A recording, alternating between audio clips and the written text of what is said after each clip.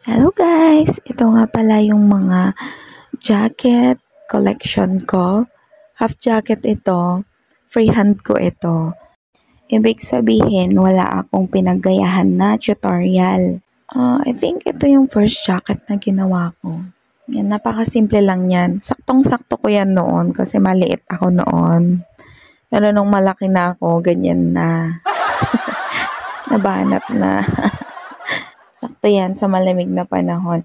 At ito naman yung isa, pattern from Miss Ali Jean. Gustong gusto ko ito kasi napakasyala. O, diba? Pag sinuot mo to, aurang-aura ka kapag ito yung suot mo. Bale, nakabenta ako ng isa neto. Yan. At ang aking pangatlo ay ito naman, yellow TCDIY naman ito na pattern. Medyo may kahirapan ang pattern na ito, pero carry lang kasi may free tutorial naman sa Red Up. As you can see, comfortable siya isuot at saktong-sakto sa malamig na panahon. Gamit na gamit ito.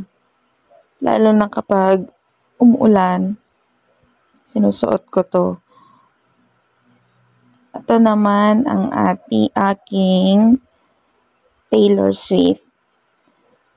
Inibahan ko lang kanyang colors. Ito lang kasi yung available na colors ko.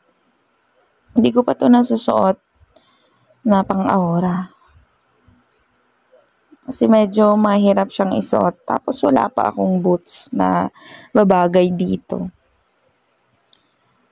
At ito naman, granny squares lang ito. Free-handed ko ito. Nagsama-sama ko lang yung mga granny squares. Siyempre may katagalan to gawin. Kaya kapag may nagtatanong kung pricey ito, yes, pricey. Matagal siya gawin. At eto nga, pakaganda rin nito. Sakto sa malamig na panahon.